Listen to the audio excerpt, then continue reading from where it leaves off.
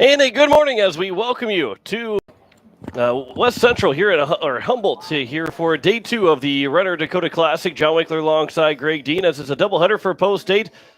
Having to win both games to have a chance here to advance to Sunday. They play West Central first. Sioux Falls East will follow. And Greg, after last night's tough loss to West Fargo, 2-1, Post State has got to come back and win both these games because if they lose one of these two, they will not be able to advance to Sunday and play in the semifinals. Yeah, and the way the tournament is set up, there are three pools of four in three different locations. And so the way the Sunday brackets work is that each one of the three pool winners will advance along with a wild card. And the reality is the wild card will be whoever allows the fewest runs of those second place teams in those pools. And right now, with only allowing two yesterday, Post State is in an advantageous situation. So right now, really what they need to do is just it's pretty easy formula. Just win both games and allow as fewer runs as possible, and you put yourself in a situation to play tomorrow.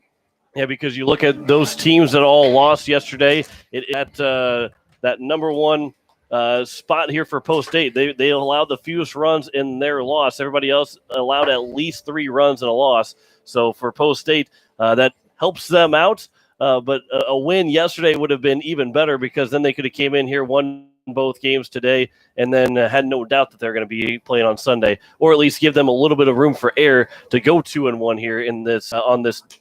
After 2 days and have an opportunity. But here we are, and now they got a chance. They got to face the West Central team with Bennett Dean on the mound here to start game one of the day. Garrett Stout will start game 2 against Sioux Falls East as Dean's going to look to continue his role on the mound. He's looked very well the last 3-4 times he has been on the mound. Really, when you look at it, the only time that Bennett Dean has struggled at all is against Post 22, and the first time he came in to pitch all season. After that, he's really settled down, and he's looked good in every outing that he's had since then.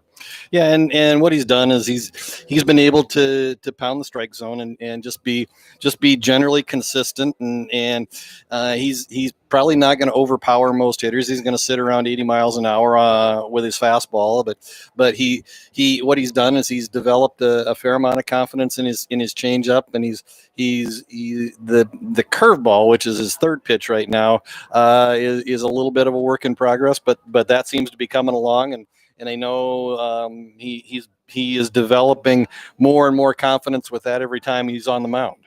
Post and West Central here from Humboldt, South Dakota. Beautiful facility. Chance to play 2 more games here at Humboldt. One way or the other, Post State will, if they advance, they will play at Renner on Sunday. If they do not advance, well, obviously the tournament will come to an end. They'll take on Harrisburg on Tuesday. But chance for 2 games here at Humboldt. Here this afternoon, back-to-back games. We'll have the first one for you here in just a little bit. First pitch is scheduled for 11 o'clock.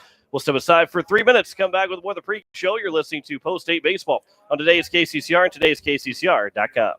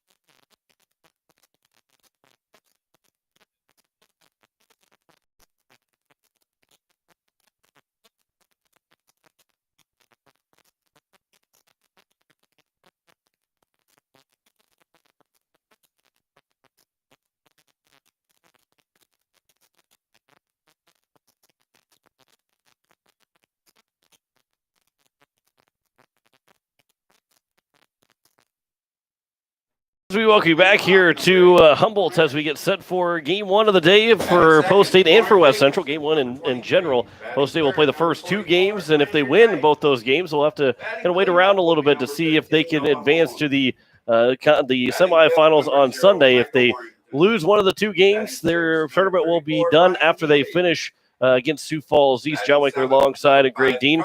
As we go through the starting lineups for both Post States and West Central. For Post State, Garrett Stout will lead off. He's playing shortstop. Cade Hinkle's the catcher, batting second. A.J. Gaines, the first baseman, batting third. McGuire Rasky, the DH, batting fourth. Jake Mayer, the third baseman, batting fifth. Will Van Camp will bat sixth and play left field. Colin Bergman batting seventh, right field. Justin Houlette, the second baseman, batting eighth. And Elliott Life will play bat ninth and play center field. We'll step aside for 2 minutes for the playing of the national anthem. You're listening to Post State Baseball on today's KCCR and today's KCCR.com.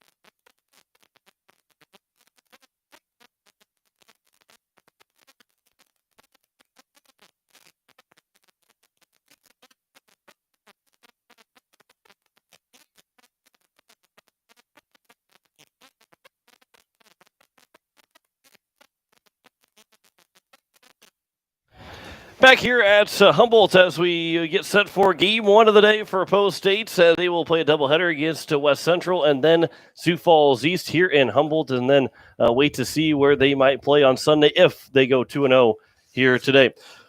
For the West Central team, they will have Landry Knight on the mound. He is coming in at 2-0 on the season. He has one save and one opportunity. He's given up in 14 innings, 6 hits, 6 runs, all 6 of those earned. He's walked 7 guys, hit 3 guys, but he has 16 strikeouts. So an ERA of 3, but his whip is a .92. So, Greg, a guy that doesn't give up a whole lot of activity throughout each inning. Less than 1 hit and walk in an inning. He gets a lot of 1-2-3 innings when he's on the mound. Yeah, and obviously the game of baseball, you got to have base runners to score runs and win ball games. So if Post State's going to have their work cut out for them today. They're going to have to generate some offense and then hold West Central down. I mean, so the keys we talked about earlier in the pregame is you got to win the game, number one, but you have to limit the number of runs allowed. And so Post State's got a big task ahead of them today. So we're just about set here for baseball on this Saturday morning. Glad you could join us here on today's KCCR, today's KCCR.com, and also over on our YouTube channel at KCCR Sports. As Post State looking for back-to-back wins, have to have it to try and play on Sunday. If not, they will be done after their game against Sioux Falls East. Both teams are coming in at 0-1, so the loser of this game will still have a chance to play their third game. We'll try and play spoiler in that third game instead of having an opportunity to play on Sunday. Garrett Stout things off. He drove in the only run of the game for Post State yesterday on a sac fly to center field. The first pitch is upstairs for ball 1, and we are underway here. just a couple minutes early, 10:57. Like I've always said, there's nothing wrong with being a couple minutes early. Here's the 1-0 pitch. That's outside. Now 2-0 to Stout. 79 degrees at first pitch at 10:58 here in Humboldt. The eights stood in their black tops, gray pants, green numbers, green accents.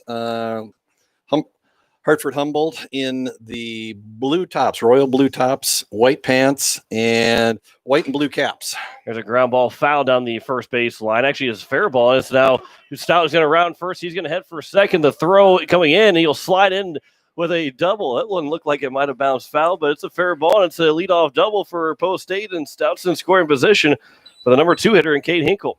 Yeah, and I was with you. I mean, we're in the press box right above the first base dugout, and that ball I thought looked like it was foul, but it evidently skipped, in the umpire's opinion, right over the top of the first base bag, and if so, that's a fair ball. So leadoff double for Garrett Stout, and the eights are rolling here in the top of the first. Here's Cade Hinkle. He'll try and bunt, and that one will be missed low and outside. He pulls it back, and it's 1-0. Here's the catcher batting 2 here in game number 1 of the day. A.J. Gaines at first base batting third. And McGuire Rasky back in the DH spot again. He's in the cleanup spot here for Post State. The 1-0 pitch. That one's over for strike 1.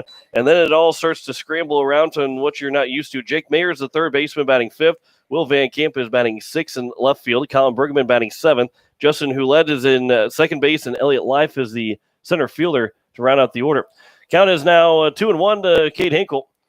As Hinkle comes into the game batting 265 as of yesterday, before yesterday's game. We don't have the updated stats in front of us that reflect the numbers from yesterday's game, but batting 265 prior to Friday, 18 hits, 68 at bats, leads the team in walks with 17 to go with 10 RBIs and 17 runs scored. I'll say the average didn't change too much. He just went 0 for 1 yesterday with a strikeout, had 2 walks. That one will get away from the catcher behind the plates in Healy, and Stout will get to third. Hinkle is on at first with a walk, and the runners are at the corners here with nobody out here in the top of the first inning, as that'll bring in A.J. Gaden, who had the day off yesterday. Back in the lineup here in game 1 of today, and a good spot for him. He's been one of the hotter hitters for Post State, looking to continue that stretch. Yeah, Gaden after that monster weekend up in Minot, really elevated the batting average. Comes in at 357 today. It's 20 hits, 56 at bats, 15 runs scored along with 9 RBIs, and just really swinging a bat well over the last couple of weeks. Tries a small ball with a safety squeeze on that. Gaden will bunt foul, and the count is now 0-1 to A.J. Gaden, the first baseman. Andy Gordon gets the day off here for Post State, or at least game off, as they'll probably play in game number 2. Here's the 0-1. Gaden again trying to bunt the ball, pops it up, and it'll be caught by the catcher Healy, and there's one down, and nobody can advance. So it'll be still first and third with one down, and McGuire Rasky coming to the plate, and with one out, if you're going to have a productive out now, you have to have it now, but you'd rather see Stout coming to score before there's 2 outs and Jake Mayer coming to the plate. Here's the first pitch to McGuire Rasky. He'll swing and go the other way with it. That one's going to get down for a base hit, and Post State will score the first run. It'll die in left field. Hinkle around second and get to third, standing up. Rasky will take second, and there's runners at second and third with one down, and Post State has opened up a 1-0 lead. Boy, the English on that ball from Rasky just hit probably have to fix the divot out in left field the way it hit and just died out there. Yeah, and wind is blowing out today. Yesterday, we talked about the fact that this field in Humboldt faces straight south, and so yesterday, with the way that things were happening with the weather, the wind was blowing in. Hinkle is caught into a pickle right now. Rasky's going to try and get to third. They're going to try and track him down, and Hinkle's going to get tagged out. So there's now 2 down. Rasky is over at third. Hinkle thought the ball got all the way to the backstop, but he realized that Healy had blocked it right in front of him, got too far off third base, and the throw came to the third baseman. He got caught down and tagged out for the second out. Yeah, and that's unfortunate to go from 2 runners in scoring position with 1 out to now just a runner on third and 2 out. As Jake Mayer will wait on the 1-0 pitch. That one will come in and hit him, and he is on base. Runners are at the corners again. If you're keeping score at home, that was a 2-5, 2-6 caught stealing for Cade Hinkle. Yeah, and back to the Rasky hit. Rasky, being a left-handed hitter, just hit, like you said, just kind of hit a little flare over top of the third baseman's head, and with the wind blowing out, the left fielder is playing fairly deep today, and because of that, he had to come a long ways. He probably had to come 80 to 100 feet in just to retrieve the ball, and with that, Hinkle was able to go from first to third on the play. First pitch to Will Van Camp is fouled to the backstop, and it's 0-1. Post State trying to still score at least more than one run here in the top of the first. At second and third with one down. Now it's first and third with two down. Rasky got the RBI double to give them a 1-0 lead. Mayer's over at first. Rasky is on at third. Here's the 0-1 pitch to Will Van Camp. That one's grounded to the right side, fielded by the second baseman, Eidecker, and the throw to first is in time, and Post State will strand two runners on. But they do strike first. One run on two hits in the inning. No errors, and 2 men left on base. After a half inning, it is a 1-0 lead for Post State as West Central will come to the plate. You're listening to Post State Baseball on today's KCCR, and today's KCCR.com.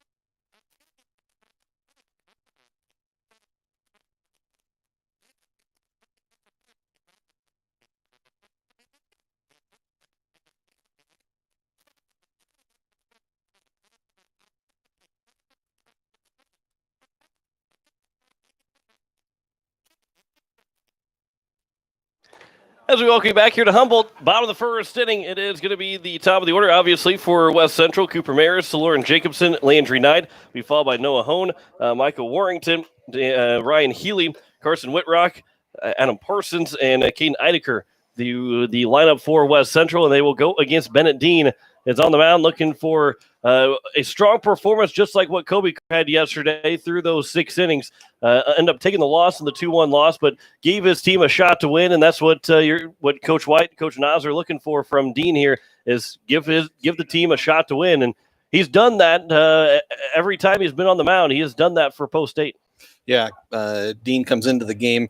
This is his 7th appearance on the year, 24 innings pitched. This will be his 4th start. Tied for the team lead in wins with 3 to go along with a pair of losses. 17 strikeouts, 17 walks in those 24 innings to go with a 4.08 ERA on the year. Cooper Maris will lead things off for West Central, batting .333 coming into this weekend. Again, they lost 5-3 to Sioux Falls East yesterday. The first pitch to Maris will miss low for ball 1. If Greg, since you obviously have an opportunity to talk to Bennett every day, being your son, did you think that he would be in this spot to be one of the top pitchers for Post State going into the year? Well, he's been, I would describe him as sort of a work in progress as far as a pitcher goes. I mean, he pitched a little bit last year at the junior legion level and kind of began to find a niche as a reliever towards the middle to the end of last year. And actually towards the end of last year, actually ended up being kind of the closer at the junior legion level. And so this has been a little bit of a change for him to predominantly become a starter this year. So like I said, he's not had a lot of innings under his belt in his prior years and coming up through the Post State system. So far it's been a good experience. Did have a 4-pitch walk to Maris as the first pitch will get away from Hinkle and over to second will be Maris. Trying to find his footing on this mound right now is Bennett Dean. Everything's missed low. And Lauren Jacobson, who's the plate, he has got a 1-0 count. Dean has yet to throw a strike. And, you go to a new place, you're unfamiliar with Humboldt, and trying to throw against here at Humboldt as the next pitch will miss low and in the dirt, and then it's now 2-0, and over to third will be Maris, and Coach White will make his way out. It's hard to get your footing right away, and right now Ben and Dean's struggling to find that footing and find that spot to throw strikes. Everything is missed all in the dirt so far from Dean. Yeah, he really seems to be working the mound right around the rubber, and I think this is just a confidence boosting visit from Coach White, just to try to settle him down a little bit and just say, just talk him down off the ledge a little bit, maybe. I mean, when you throw 6 straight balls, especially 6 straight to start the game, he probably can be a little frustrated. So again, like you said, what they're really looking for is really not an extended outing from Bennett so far today, because my understanding is the plan is he's going to be on a pitch count today, and will probably pitch either on Tuesday or later on in the week at the Rapid City tournament. Count is now 3-0 after the visit, and that one bounced in as well. Actually, that was a 4-pitch walk to Jacobson. And it's now first. I thought that was only ball 3, but they're going to say that was ball 4. And down to first base will be Jacobson as Landry Knight will come to the plate. Didn't think I saw that 4th pitch go through, but I thought that was ball 3 too. But number 44, Landry Knight. But we have first and third here with 2 down. With nobody out. Sorry, so the first 2 batters have come to the play. The first pitch is in the dirt to Knight. And it's 1-0. Dean's still trying to find that strike zone. Has not thrown a strike yet as Landry Knight comes in batting .357 this weekend. 16 runs driven in. Now 2-0. And a good block there from Hinkle. Yeah, the upside is that if there's a silver lining so far, everything has been down. So if you're going to miss, you'd rather miss down than miss up. But you got to find the strike zone soon. There's this over for a strike. Now 2-1. And see if Dean can work from there. Ground ball would be big in this spot, although a run would score. You trading out for a double play if you can roll it up the middle. Here's the 2-1 pitch. Oh, miss low. 3-1. Already action over there in left field, behind the left field fence. I think it's Lincoln Keenholz warming up over there.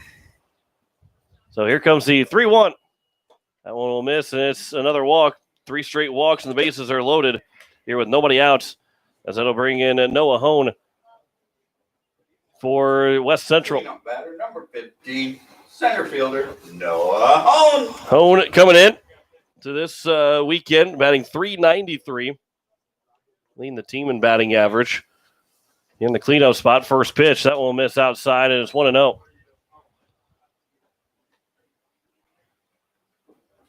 And the bases are loaded here with nobody out in the bottom of the first inning. In at the corners, Mayer and Gaden at third and first. Stouts and Hulette are back looking for a double play up the middle. Yeah, and really, I think you called it. If there's a ground ball in the corners, they're probably coming home. If it's up the middle, it's going to be roll it in the middle and hope to turn 2. Count is 2-0 now to the center fielder Noah Hone, and Kate Hinkle will make his way out to talk with Ben and Dean. Just been a struggle here in the bottom of the first, trying to find this footing, trying to find the strike zone. Yeah, and I don't know if the way that Dean keeps pawing at the mound, he just doesn't look comfortable out on that mound for whatever reason. I don't know if it's got something to do with the mound or what the situation is today.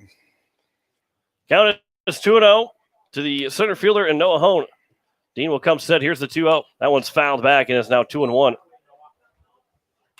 And there's the first swing from West Central, and now another strike. A ground ball would be great to get a ground ball right back to Dean. Here's the 2-1 pitch outside, now 3-1. Yeah, and actually a strikeout would be huge right here, and then set yourself up potentially for a double play. 3-1 outside, and it's a walk, and that will walk in the first run of the ball game. Is 1-1 here. 4 straight walks to open up the ball game, and that will end Dean's day on the mound, as it looks like Lincoln Kenols will come in to pitch this morning for Post State. We'll step aside for a minute, come back and tell you the changes. You're listening to Post State Baseball on today's KCCR and today's KCCR.com.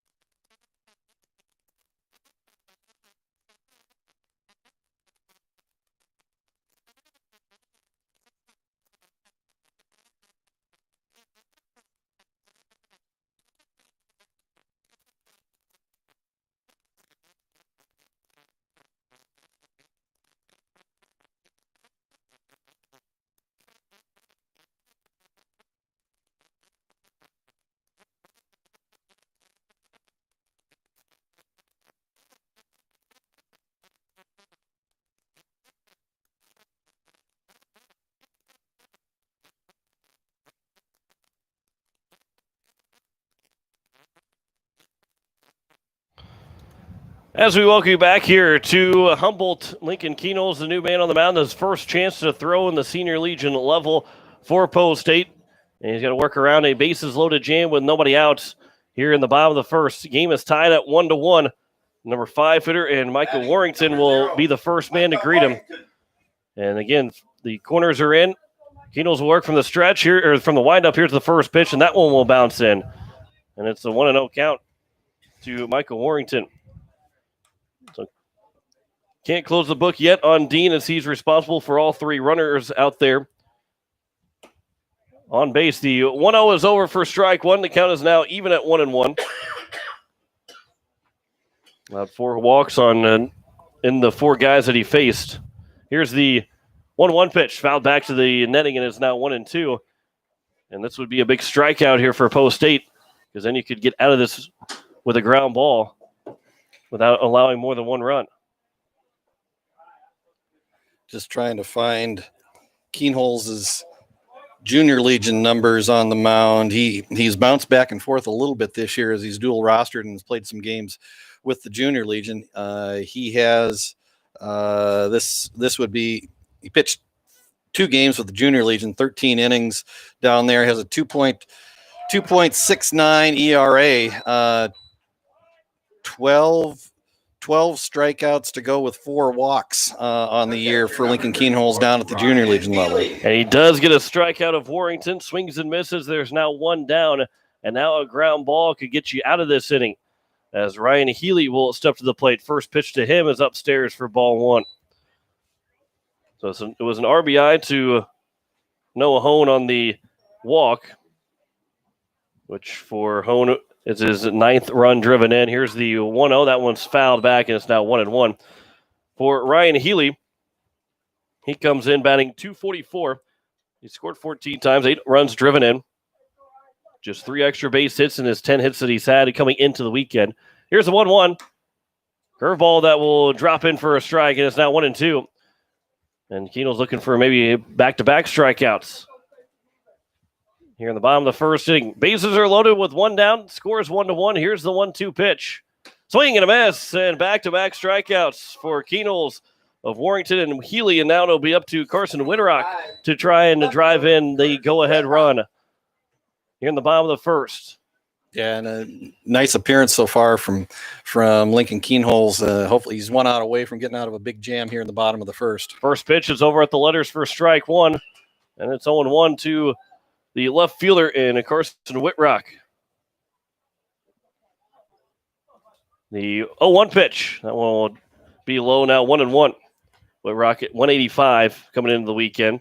3 runs driven in, scored 7 times. He's gotten 2 triples in his 5 hits. The 1-1 is fouled off of Whitrock. It is now 1-2, and Keno's a strike away from striking out the side and the first 3 guys he faces. And again, if he can get 1 more strike here, that would be a big relief to Coach White and the rest of the Post State roster. 1-2 pitch is popped up on the infield. We'll call for it, and Post State will get out of the trouble with allowing 1 run on no hits, no errors, 3 men left on base. We have played 1 full, and it is a 1-1 score between Post States and West Central. You're listening to Post State Baseball. Today's KCCR, today's KCCR.com.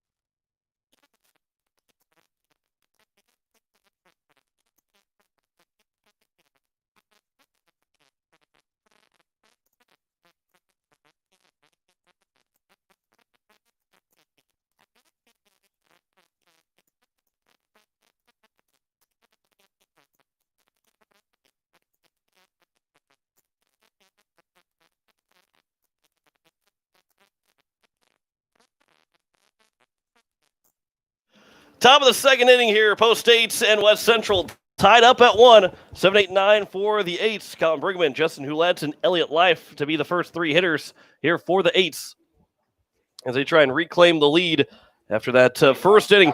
We saw 2 hits combined in the first 2 in the first inning, both coming from Post State. 5 guys got left on base between the 2 teams. We had 1 run each.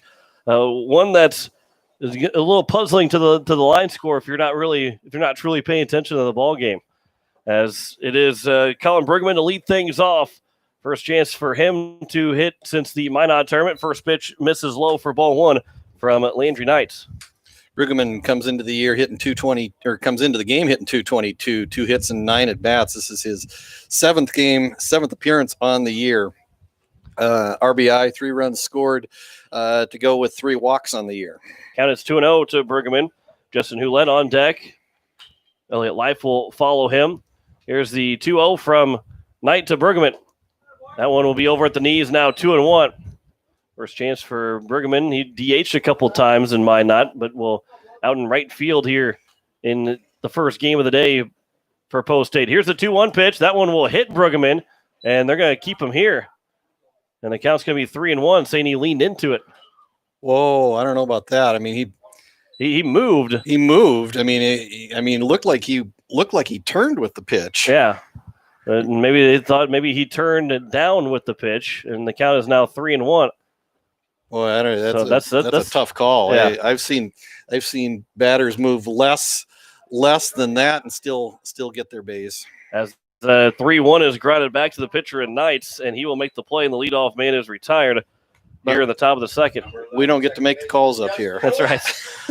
We're not getting paid to make any calls up here, and although there's been a couple of calls that fair ball for Stout, I called it foul right away, and good thing that they don't pay me to make the calls, because Stout ended up having a double and came around to score. Here's the first pitch to Justin Hulett, and that one will get to the backstop, and it's 1-0. For Justin Hulett, this is his 6th appearance on the season in the field for Post State. Has not recorded a hit in 7 at bats. He does have a walk so far, though. Count is 2-0 here to Justin Hulett. Yeah, that the only thing I can see is that Brigman ended up dropping down and trying to get himself hit with the pitch is the only reason why. The 2-0 is over for strike 1, and of course, being up here, it looks like he just turned. He didn't actually drop down, but as Knight will deliver the 2-1 pitch to Hulett. There's a swing and a miss. Now 2-2.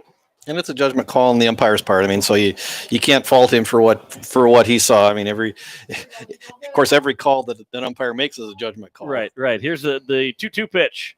That one will bounce in now 3-2. Some judgment calls are a little bit easier than others, but he's and we'll give him credit too, because he made that call right away. He didn't hesitate at all. He called it and said that he was staying right away.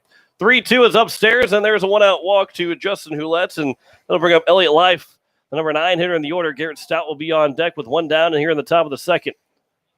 And again, the Eights are coming with a number of lefties in the lineup. You got 1, 2, 3, looks like 4 of them in the lineup today. Stout, Hinkle, Rasky and Life, 3 of them together, with Life being the number 9 hitter, and then Stout and Hinkle being 1 and 2.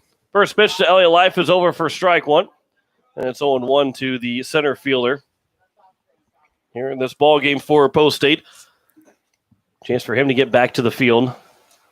Here's the 0-1 pitch. Life will swing and miss, and it's now 0-2. For Life on the year, he comes in hitting .250, 4 hits and 16 trips. This is his 10th appearance on the year. He's got an RBI and 4 runs scored to go with 2 walks so far. 0-2 pitch, swing and a miss, and Life goes down on strikes. And there's 2 down, and that'll bring up Garrett Stouts, who doubled in his first at-bat. Right down the first base bag, right over the first base bag, apparently. As he got that double, came around to score on the RBI from McGuire Rasky. Game is tied 1-1 here in the top of the second. 2 down here in the inning with the runner at first, and Justin Hulett. First pitch to Stout is missed for ball 1. Stout got the only RBI of the game yesterday, a sacrifice fly that looked like it was going to hold up and possibly give the Eights a 1-0 victory until West Fargo was able to score a couple of runs in the top of the 7th yesterday and come away with that 2-1 victory. Count is 2-0 here to Stout. He will be the Game 2 starter against Sioux Falls East. And like we talked about, with Sioux Falls East, them being in your pool, that's a pickoff attempt. Back in safely is Hulett. West Central and West Fargo games, they don't matter in the postseason. Obviously, they matter here in the tournament, but they don't matter in the postseason. They won't help or hurt you. So you started as the throw back to first base. We'll get into right field. Going to second will be Justin Hulett, and he will stop over at second base. And they're now in score position with a 3-0 counts to Garrett Stouter. It might be 2-1. I don't remember if that was a count is 3-0. Yeah, we were kind of keeping an eye last night after we got to the motel on the Rapid City Post 22 Brandon doubleheader, which, because of a long rain delay out in Rapid City, got done last night at about 2 a.m. Central Time. And those 2 teams are the 2 teams that are ahead of Post 8 right now in the postseason standings, and so there was some implications for the results of that doubleheader. They did end up splitting. Brandon won the first game 12-8, and Post 22 came from behind to win the second game in a walk-off 11-10. Here's the first pitch to Cade Hinkle. As that one will miss high. He walked and was straight, actually got picked off between third and home as now of a mound visit. I want to go back to that point against Sioux Falls East. You built your rotation around the Sioux Falls East game. Stout starting that third game of the day, and then you kind of worked back to the first game and then the second game of who you're going to throw. And then, of course, tomorrow, it all depends. First they got to win this game, and then they got to beat Sioux Falls East. If they do that, they have a chance to then play on Sunday, and it could be against potentially a Renner or even a Sioux Falls West, which would put implications into the postseason standings, and then you figure out who you're going to play. Obviously, if you're playing one of the other teams, which if Sioux Falls West and Renner both win their pool, then it would be just one team that wouldn't be from South Dakota or wouldn't be a part of that Class A South Dakota team. And if you play them first, then you say, okay, well, if we make the championship, this is who we're going to throw. We're not going to throw him in the semifinals to try and make the championship. So here's the 2-0 pitch. That one will get to the screen. It's now 2-0 now to Hinkle, maybe 3-0. The scoreboard's a little off to the side. 2-0 is the count. Having trouble remembering how many balls and strikes there are. Yeah, the Brookings is in the other pool, and even though they lost yesterday, there still would be a potential for them to be an opponent of Post 8 come tomorrow as well. So there's three possible options for Post 8 that might line up in terms of them, if they were to get to tomorrow, end up playing a South Dakota team, at least in the semifinals. Hinkle draws a walk, and the bases are now loaded. 3 walks in the inning. Here's A.J. Gayden with a chance to give Post 8 the lead back. Lennox and Brookings are playing in the first game. Renner and the Sioux Falls Cyclones are playing in the other game to open up the day. The first pitch to A.J. Gayden will miss upstairs for ball 1. He popped out trying to bunt the ball to try and score Stout at the first time. In his first at-bat in the top of the first inning, he popped up to the catcher. Here's the 1-0 pitch. That one will miss. Now 2-0. And would think that, Coach White believe giving the take sign to Gaden, or either that or pointing at his head saying, think about this. He's missed quite a bit. Here's the 2-0. That one will be over for strike one, taken all the way. Now 2-1 to A.J. Gaden. Trying to drive in the second, potentially even third run of the ball game here for Post State. Here's the 2-1 pitch. That one will miss. Now 3-1. And Knight's got to come in to right to A.J. Gaden. Can't afford another walk. Gaden's got to look for one in his wheelhouse. Here's the 3-1 pitch. Gaden will take over for strike two, and the count is now full, and everybody will get a head start with 2 outs, 3-2 count, and the bases are loaded. Knight will step off, and we'll go from the windup. Here's the 3-2 pitch. Gaden down the third base line, and it's going to just get foul. Probably would have scored all three. Now, with Hinkle taking off from first, obviously Stout at second as well, all three of those guys could score on a double from Gaden, or even just, we saw Rasky's hit, could score all three with the speed that Hinkle has, and he'll be near second base by the time the ball drops. Yeah, especially with the pitcher coming from a full windup. Here's the 3-2 again. Gaden will fight it off. It's on the infield and caught by the third baseman, and that will end the inning, and Post State will strand the bases loaded here in the top of the second. No runs, no hits, no errors, 3 men left on base. We have played an inning and a half. We're tied up at 1. West Central coming to the plate. You're listening to Post State Baseball. Today's KCCR and today's KCCR.com.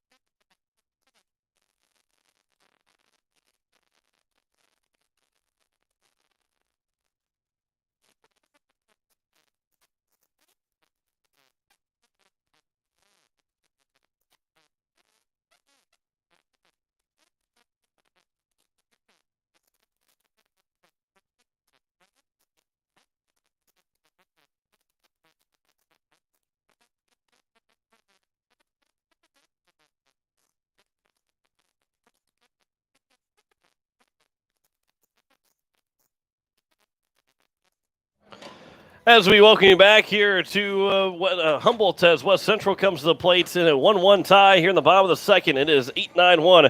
Anna Parsons, Kay Neidecker, and Cooper Maris are the first 3 hitters here for West Central. As Post State's, these two teams have been able to see 4 walks, a hits batter, 4 walks each, a hits batter for Post State, and only 2 hits so far. And we had a 1-1 tie. We've seen now 8 guys get stranded on base in the first inning and a half. 9's the limit that you can have. We got 8 of the 9 that have been left on base so far for between Post State and West Central. Yeah, and so you kind of hope this game settles down and starts settling into a rhythm. We just haven't really found that so far in the first inning and a half. First pitch to the number 8 hitter, Adam Parsons, will be taken low for ball 1. Parsons coming in at 231 on the year. 7 runs driven in, 2 doubles, and his 6 hits. Here's the 1-0 is over, 1-1. And last night in the game against West Fargo, the rhythm was set pretty early, and we cruised to the first 2 innings, or actually not even the first 2 innings, we cruised to the first 6 innings, really, as it's now 1-2. Here we're trying to find a way to start cruising through at some point of this inning, as we're almost we're over a half hour old, and we've only played an inning and a half so far. 1-2 pitch, chop to the right side. It'll be fielded by the second baseman Hulette. Underhand toss to first in time. And a good play by Justin Hulette over to A.J. Gaden. There's 1 down to open up the bottom of the second. Yeah, just a kind of a weakly hit ground ball that Hulette had to come in a long ways to get, and then by the time that he fielded it, his momentum actually carried him past first base on the infield side. He actually kind of had to turn a little bit and make a fairly athletic play just to flip the ball at first base for the out. First pitch to Eidecker misses low for ball 1. Playing second base here in this ball game for West Central. 1-0 pitch is upstairs now, 2-0 to Eidecker. He comes in batting .222. 6 runs driven in. He scored 15 times. The 2-0 is in and out of the mid of Hinkle, but right down the middle for strike one. Now 2-1. 10 hits and 45 at-bats is coming into the weekend. He draws quite a few walks. He walked 11 times so far this year. Here's the 2-1. That one's fouled out of play, and it's now 2-2. The number 9 hitter, Eidecker. Cooper Maris, the leadoff man, who also scored. Both leadoff men scored in the first inning to make it a 1-1 game. He is on deck. Yeah, and with 10 hits and 11 walks and the number of runs he scored, assuming he hits in that lower half of the order, it shows the production that Humboldt Hartford gets out of the top half of their batting order. As the 2-2 was weakly grounded down the first baseline. This time Kenols will field it, and he will underhand flip it to Gaden at first, and there's 2 down here in the bottom of the second. Kenols looking for looking for his 6 in a row. He's retired 5 in a row. The only 5 guys he's faced so far. The first pitch is over for strike 1 to Cooper Maris, who was part of those string of 4 walks, came around to score on the RBI walk from Noah Hone. The 0-1. That was off speed. That will catch the zone. Now 0-2 to the third baseman, Cooper Maris. Kenols from the windup. He'll deliver the 0-2 pitch. That one's just foul off the end of the bats of Maris, and we'll do it again at 0-2.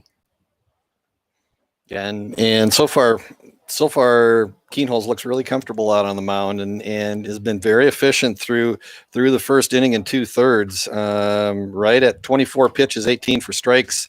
Actually, 26 pitches, I think, 18 for strikes through the first inning and 2/3. Count is 2-1 or 1-2 now to Maris. Trying to go just a bit outside the zone, see if he can get Maris to chase. Here's the 1-2 pitch. That one's upstairs. Now 2-2. And this is his first chance to throw at the Senior Legion level. And if Coach White, Coach Nas might be able to use him this coming weekend or next weekend at the Veterans Classic, because you're going to play 6 games in 4 days. So there's a lot of pitchers are going to be used, a lot of pitchers that are not going to be able to throw at some point that weekend. So you're going to be all hands on deck by Thursday through Sunday. There's a ground ball to Stout at short. The throw to first is in time, and Lincoln Kenols has retired the first 6 men he's faced as he gets a 1-2-3 inning here in the bottom of the second. After 2 innings, 1-1 is our score between Post State and West Central. You're listening to Post State Baseball on today's KCCR and today's KCCR.com.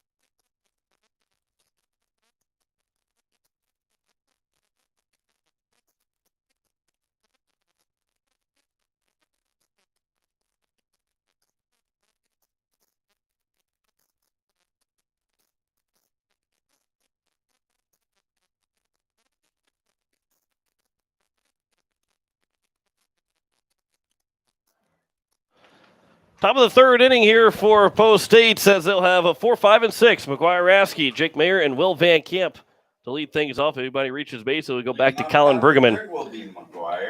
Rasky doubled home the first run of the ball game on the RBI from Garrett Stout, driving him in the top of the first.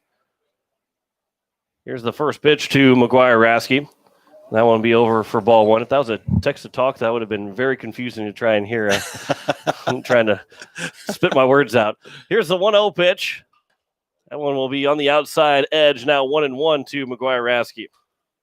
But the point was still made. Yeah. Text to talk, and there's all kinds of new technology out there, text to talk, and pretty soon, you're actually going to be using your phone to actually talk to people. Right.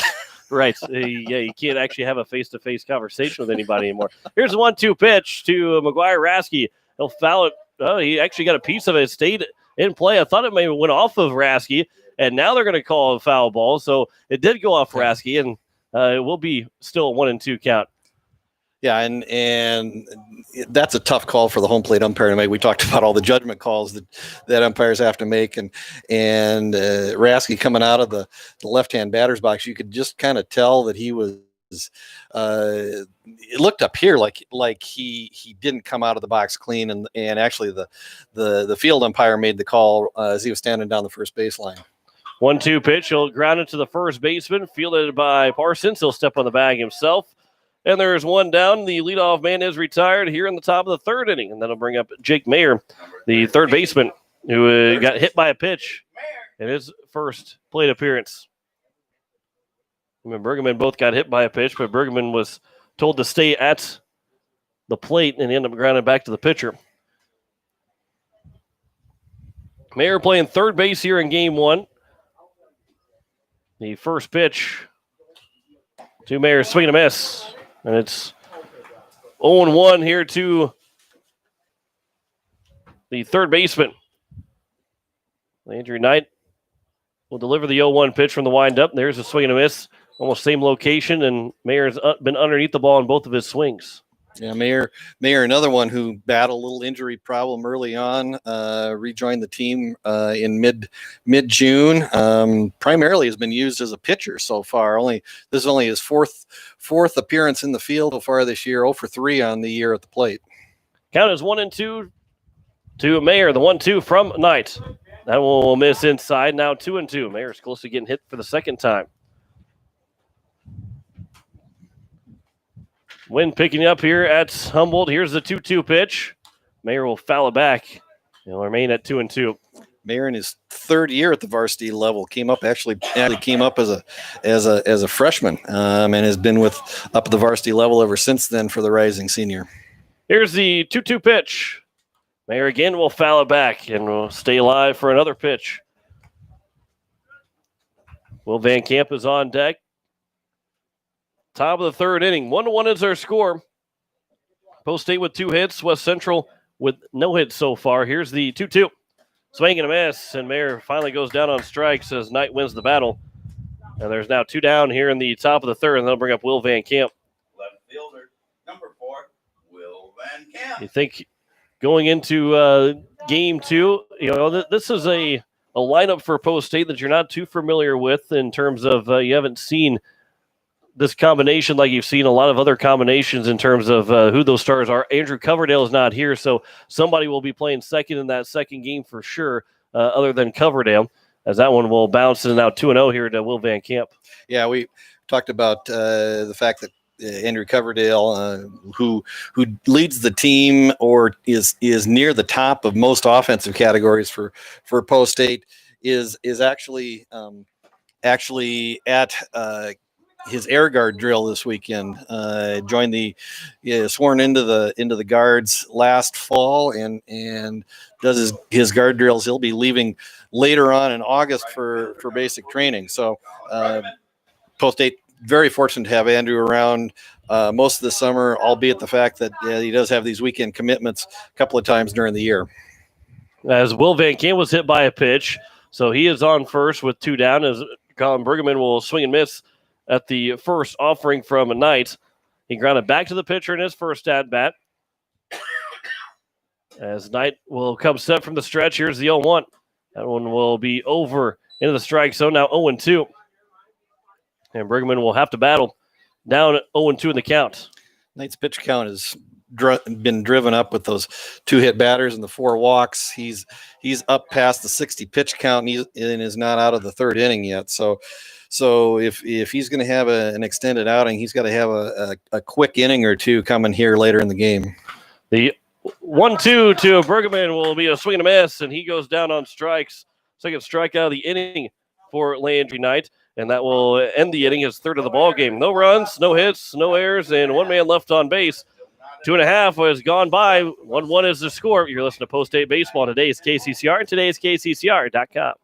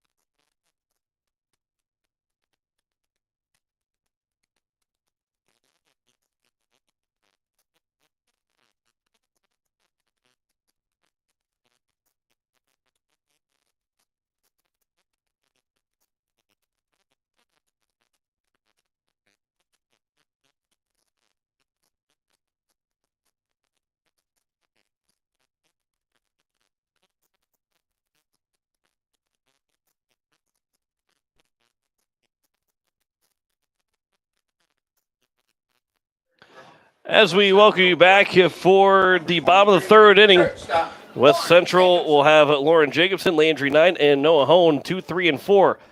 Here in this bottom of the third inning, the first pitch from Keenholz to Jacobson is over and a swing and a miss for strike one.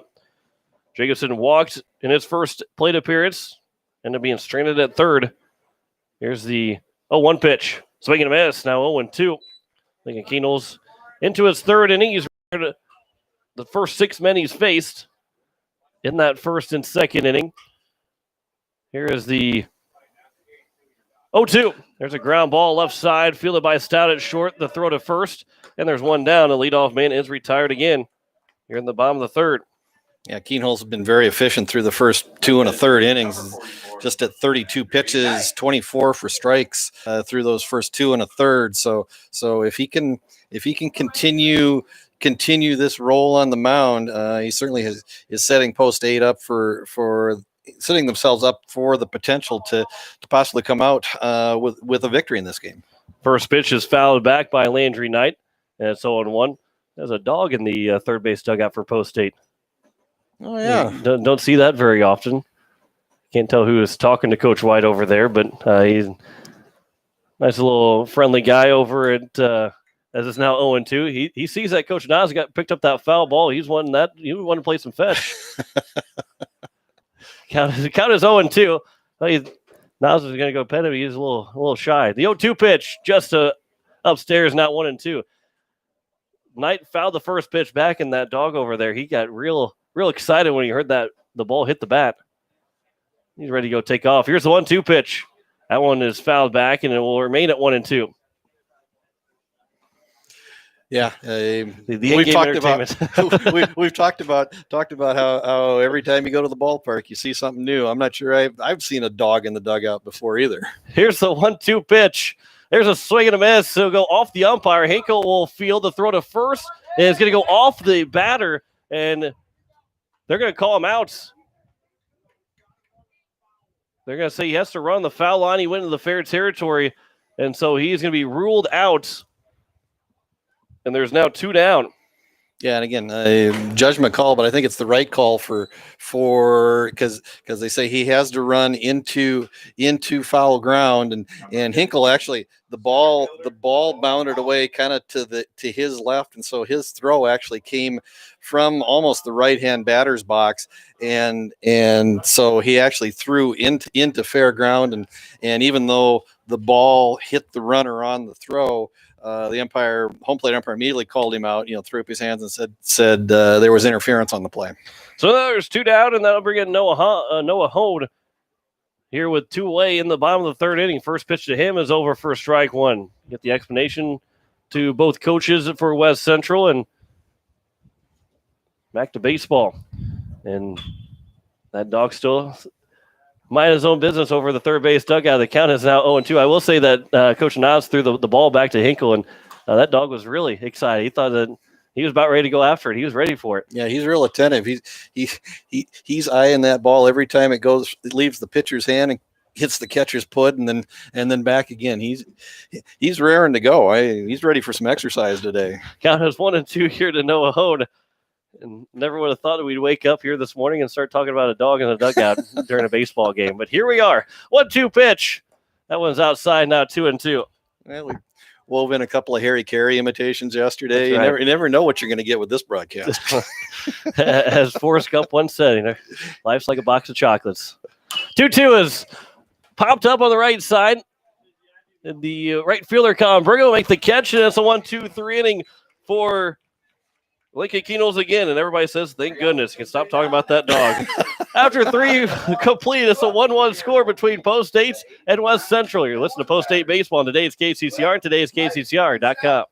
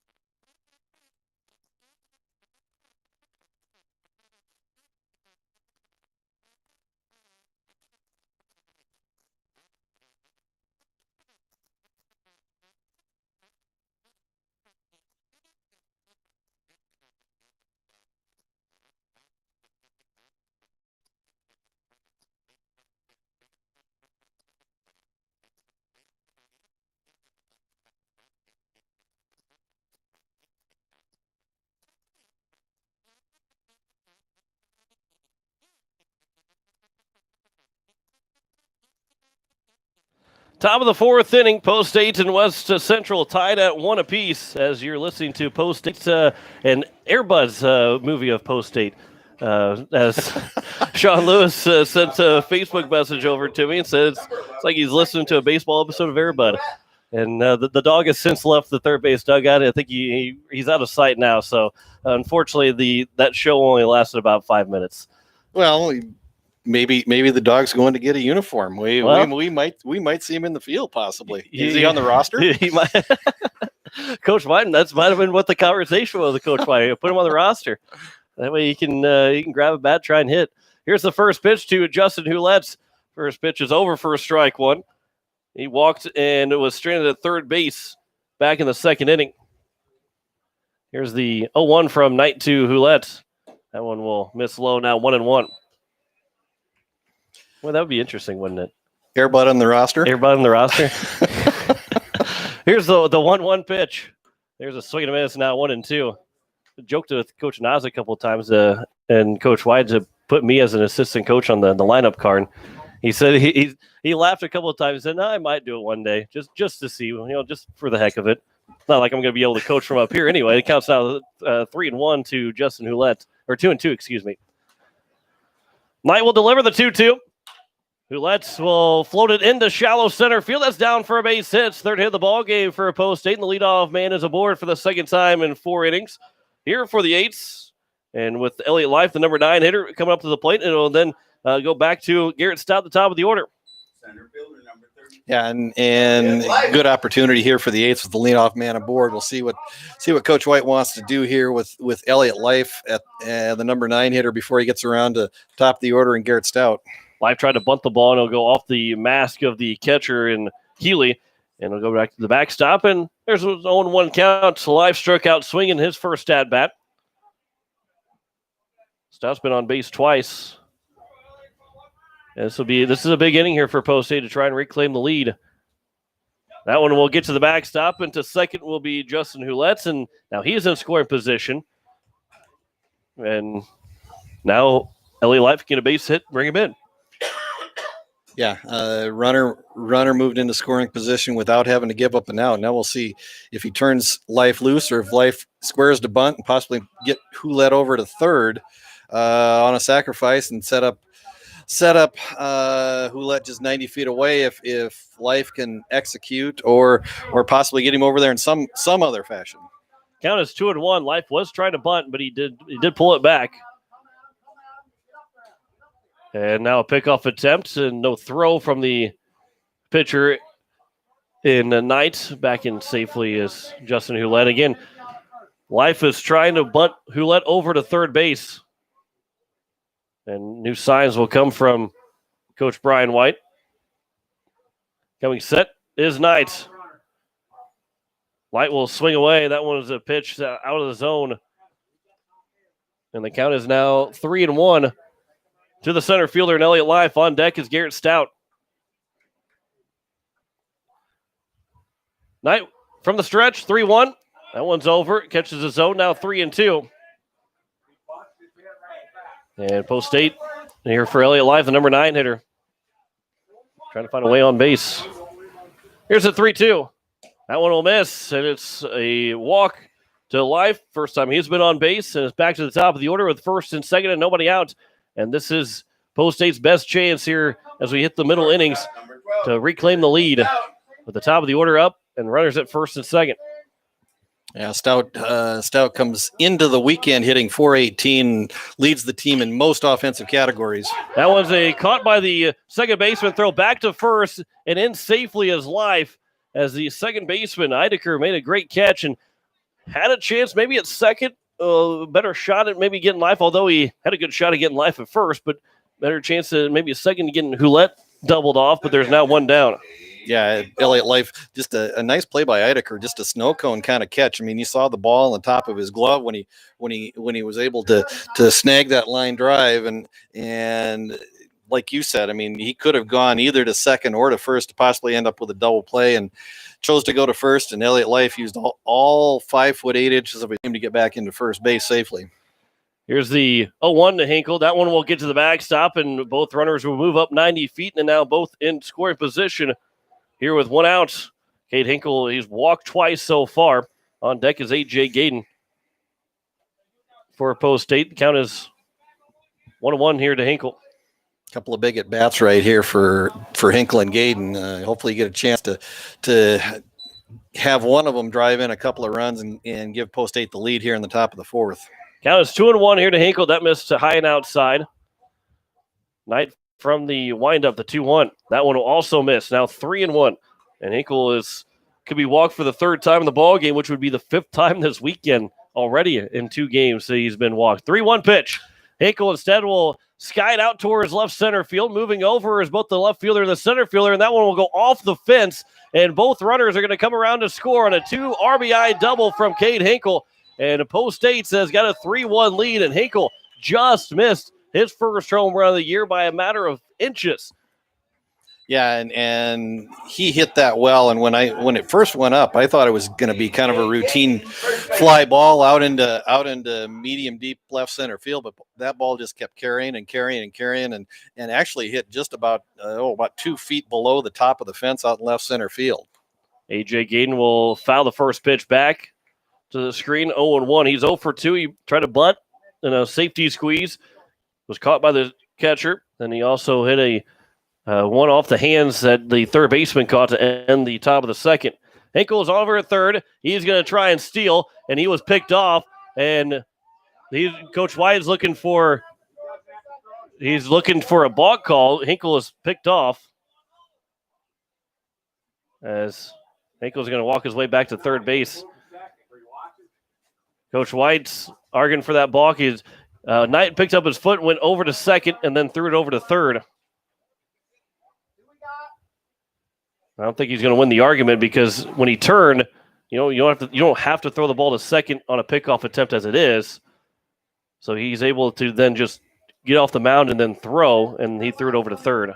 But I think what his argument is the pitcher picked up his foot and looked like he was going home, and so there's, and again we're into a judgment call, and I think the umpires are both saying that when he picked up his foot, he then pivoted and instead of made a motion home. So again, it's all based on perspective, but the umpires are going to stand with their ruling, and Hinkle be out on the pickoff going to 3rd with the steal attempt. So now is now 2 outs with nobody on base for A.J. Gaden. That one's popped up, and that will get out of play as the count is 0-2 to the first baseman, A.J. Gaden. That's now twice now that Hinkle's been picked off, but I'm not sure if maybe Coach White is going to be as upset with Hinkle in that second one as he probably was with the first one. As he was defending Hinkle pretty quickly that it should have been a ball call, and Hinkle should have been on 3rd. Count is now 1-2 here to Gaden. 1-2 pitch that will bounce in. Now 2-2. You can tell Hinkle was ready to take off for 3rd before Knight had even picked up his foot. Count is 2-2 to Gaden. That one's fouled back, and it remains at 2-2. Yeah, if you watch A.J. Gaden at the plate, he has he's a tall kid. He probably checks in around 6'1", probably about 65 pounds, but he's got a nice long swing. Really generates a lot of torque with that swing, and we've seen him put a charge into a couple balls, especially up in Minot, where he just had a monster weekend up there. Count is now full here to Gaden. From the stretch, here's the 3-2. Gaden will ground it down the 3rd baseline. That's a fair ball, and that one will be a base hit for Gaden. He'll round first. He's going to take a hard turn and stop at first base. It's a 2-out single for A.J. Gaden. And there's now a runner at first with 2 away for McGuire Askey, who's 1 for 2. Yeah, and nice play by Whitrock over in left field to retrieve that ball because it went right down the line, just skipped over the top of the 3rd base bag. And with that, he was able to, I thought when the ball first left his bat, I thought that one had double on it all the way. And so Whitrock made a nice play getting to the ball and getting it back into the infield. On a pickoff attempt, back in safely is Gaden. Here's the first pitch to Raskey. He'll get that one to the right side, fielded on a high hop by the 2nd baseman in Eideker. The throw to first is in time, and that will retire the side here in the top of the 4th. 2 runs, those score on 3 hits in the inning. That 2-out RBI or the 2 RBI double from Hinkle gives Post State a 3-1 lead over West Central. You listen to Post State Baseball. Today is KCCR, and today is KCCR.com.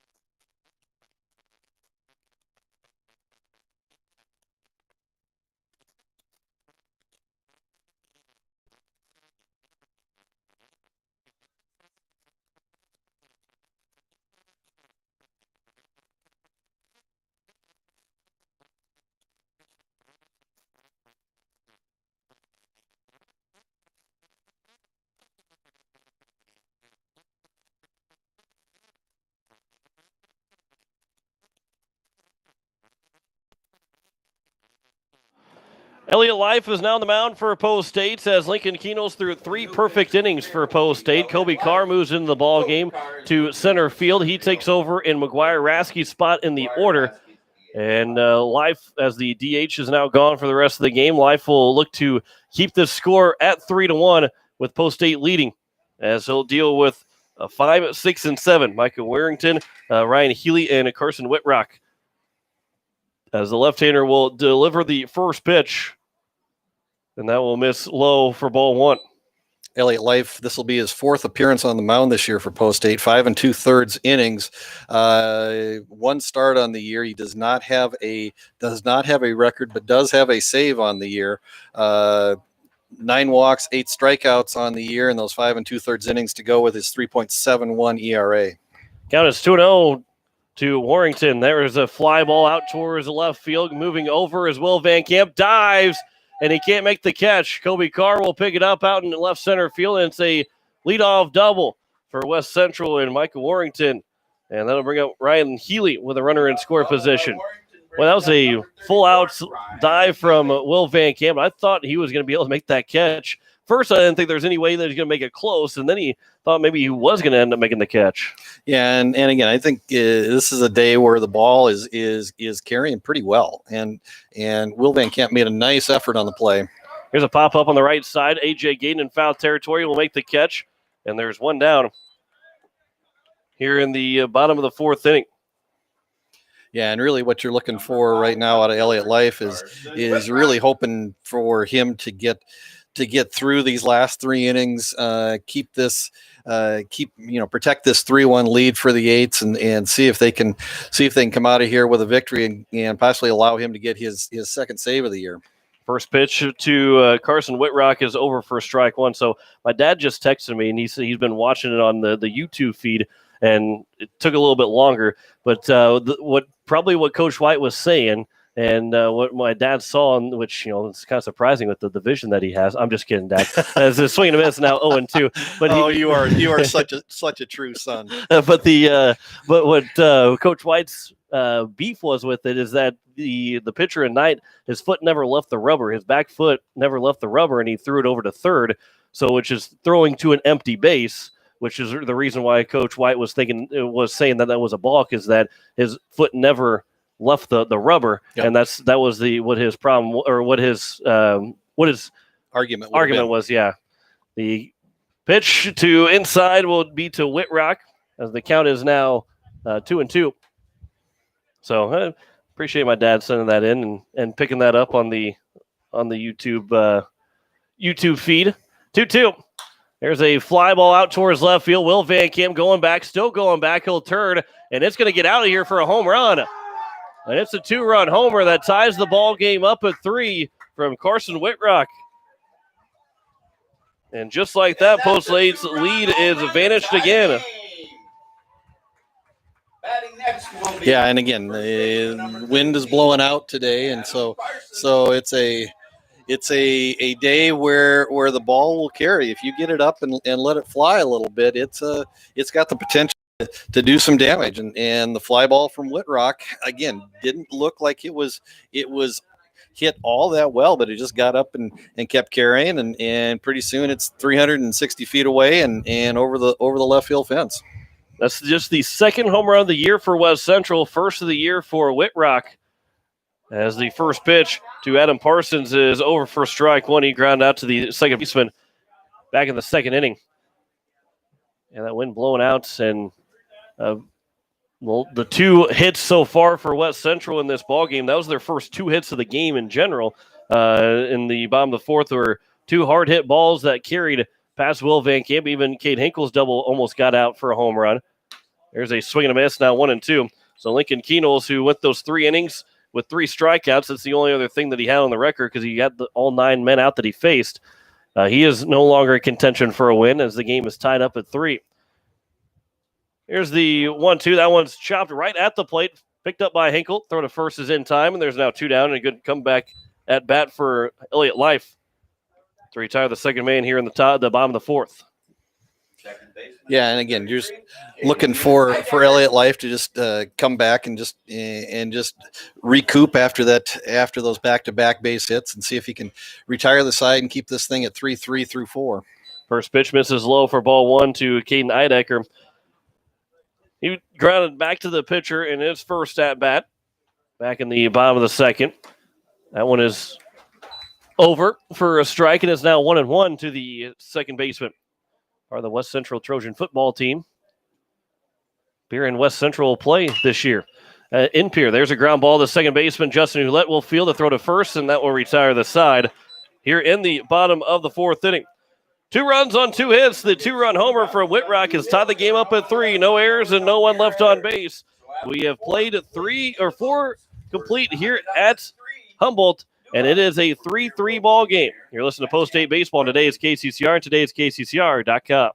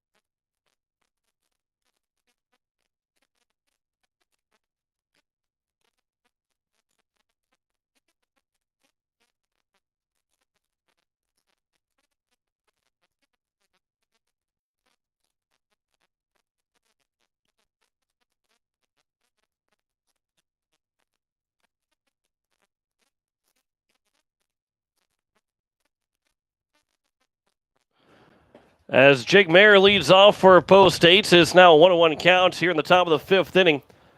As Landry Knight still on the mound here for West Central. Here's the 1-1 pitch. Mayer will fight it off as a ground ball to the left side, fielded by the third baseman and Maris. The throw to first is in time, and a good play over there by the third baseman Maris to retire the leadoff hitter here in the top of the fifth. And based on Knight's pitch count, this probably is his last inning of work. He is now at 91 pitches through 4 1/3. So you got to figure that with the 105 pitch count limit, he's likely done after this one, or potentially may be able to go to a batter or two in the sixth, depending upon how this inning goes. Here is Will Van Camp as the count to Van Camp is 1-1. He is 0 for 1. He grounded out to the second baseman and also was hit by a pitch. That one's fouled back, and now 1-2 here to the number 6 order. Colin Brugman is on deck. Then it'll go to Justin Hulett and Elliott Life, who both scored last inning to give Post-State a 3-1 lead. Here's the 1-2. That one will bounce to the screen, and it's now 2-2. Yeah, Will Van Camp comes into the game hitting 167, 3 hits and 18 at bats. That was popped up and fouled out of play, and it remains at 2-2. Here to Will Van Camp. 5 RBIs, 7 runs scored. Big bases clearing double up in Aberdeen a couple weeks ago. Big hit in that game to put that one out of reach. 2-2 is out towards left field. Going back and almost missing. It was a left fielder in Whitrock. That carried on him, and he's able to make the catch. And He puts his arms down going, oh, my goodness, I can't believe I almost missed that one. But he makes the catch, and there's the testament to Whitrock didn't really misplay it because the way Van Camp had hit it in a normal day, that ball is probably right there where he is at, but the wind continued to carry it, so he had to reach up to make that play to record the second out. Yeah, and he came in about 5-6 steps and looked like he had the ball measured. And then at the very end, he had to actually almost jump and extend his glove up because the ball just continued to carry. Colin Bruggeman will take a strike as it's now 1-1 to him. The right fielder who is 0 for 2. He grounded back to the pitcher and struck out in his 2 plate appearances so far. Here's the 1-1 pitch. Swing and a miss, and it's now 1-2. Here to the number 7 hitter in the order. And Colin Bruggeman, Justin Hulett is on deck. Here's the 1-2. Check swing does not go and is now 2-2. Trying to find the scores here for Lennox and Brookings, as well as the Renner and Sioux Falls Cyclones, but struggling to find it on Game Changer. It's now a 3-2 count. Lennox and Brookings? Yes. Brookings lost to the South Minnesota Blizzard 13-1. Lennox lost to the Sioux Falls Bulls 12-0. As the 3-2 is a swing and a miss by Bruggeman, and he'll go down on strikes for the second time, and it's a 1-2-3 inning for West Central. 4.5 gone by. 3-3 is our score. Listen to KCCR Pierre Riverfront Broadcasting Station and Post-State Baseball. Today's KCCR and today's KCCR.com.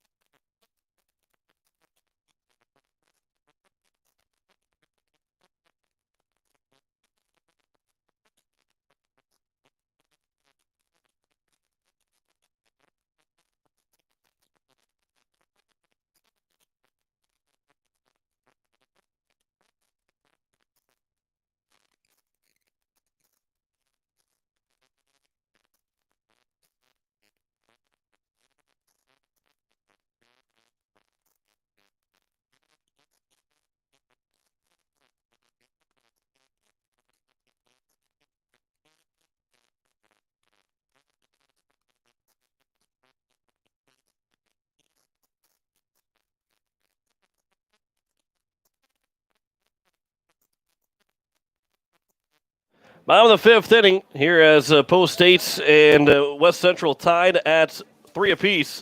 For West Central, it is the top of the order. Cooper Maris, Lauren Jacobson, and Landry Knight.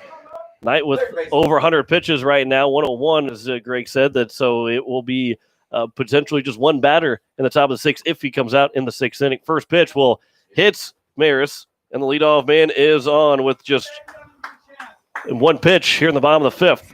Do have a score update at one of the 2 other games that are going on, Brookings and Lennox. Brookings beating Lennox right now 4-3 in the top of the 5th inning. Not been able to see what Renner and the Sioux Falls Cyclones are doing.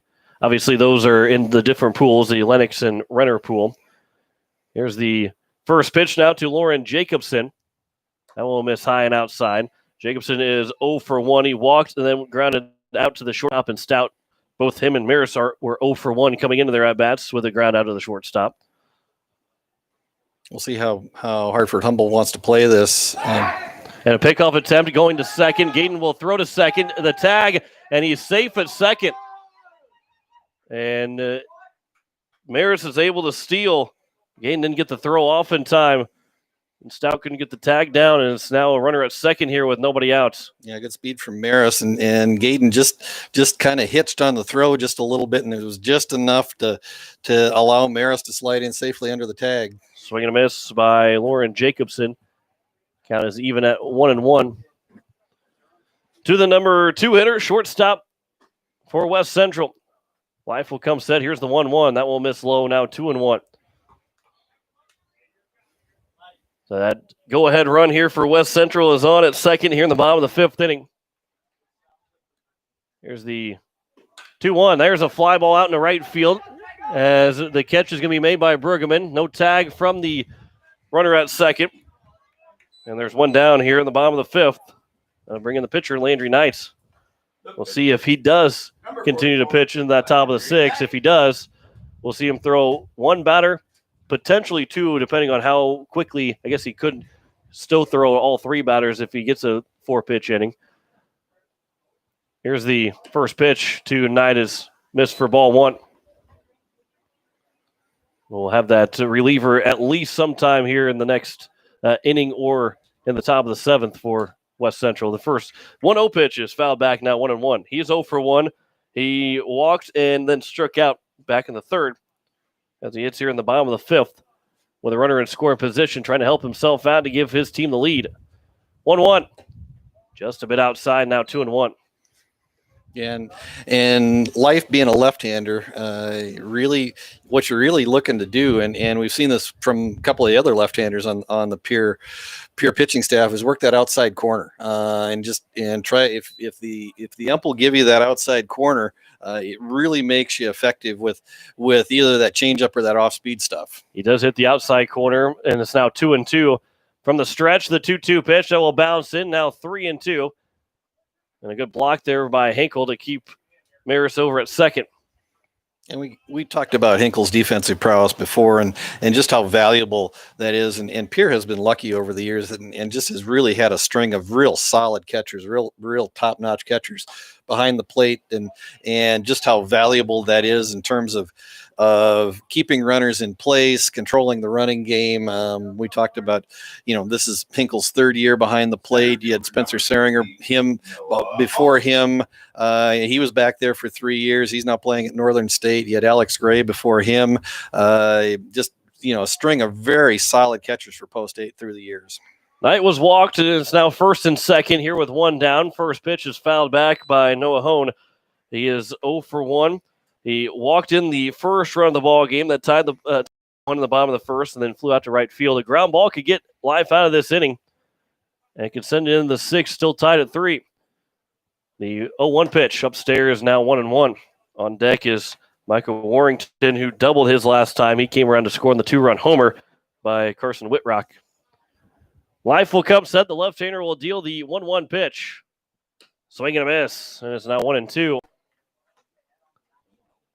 To the center fielder in Noah Hone. Yeah, big at bat here for Post 8. If you really need to look to retire Hone, the cleanup hitter, and try to get out of this inning unscathed. 1-2 pitch at the knees, over for strike 3, and Hone goes down on strikes for Elliott Life's first strikeout. And there's now 2 away. And here bring up the right fielder, Micah Warrington, and a chance to get out of this with any play anywhere here in this bottom of the 5th inning. Live from the stretch. Here's the first pitch, fouled back. And it's 0-1. Warrington got a double last time that the ball really carried out there. And Will Van Camp just missed that diving catch. Here's the 0-1.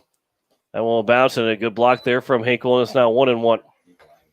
Yeah, what Hinkle does well is he, if there's a ball in the dirt or to the outside, he does a really nice job of going to his knees and using his body as the guard and make sure it doesn't get to the backstop. 1-1 is popped up in foul territory, and it will carry out a play, and it's now 1-2. And Life's a strike away from getting out of this inning, keeping it tied at 3 apiece. 1 strike away here from ending here in the bottom of the 5th. 1-2 is the count to Warrington, who's 1 for 2. Life will come set. Checks the runner at second. Here's the 1-2 pitch. Bounces in the dirt. Hinkle will pick it up. The throw to third. Mayer does not make the tag. He didn't have the ball. Stout will pick it up. The runner's going to try and score now. Stout the throw of the plate. It's going to go off the runner, and West Central is going to score. And it's now a 4-3 game. And the breaks are not going the way for Post 8. Yeah, and that's unfortunate because Jake Mayer had the ball in his glove, went to apply the tag, and it popped out someplace in the middle, and he was ready to walk off the field because he thought he had gotten the out and applied the tag, and so for West Central they get a break there, and now move ahead of Post 8 4-3 here in the bottom of the 5th. Count is now 3-2 here to Warrington. Life will work from the windup. Here's the 3-2 pitch. There's a fly ball out towards left field. Van Camp going back on it, and he'll make the catch and retire the side. And that will end here the bottom of the fifth inning, as it is a 4-3 lead now for West Central. On one run, no hits in the inning, one error, and one man left on base. We have played 5 full innings and a 4-3 lead for West Central. You listen to Post-State Baseball on today's KCCR and today's KCCR.com.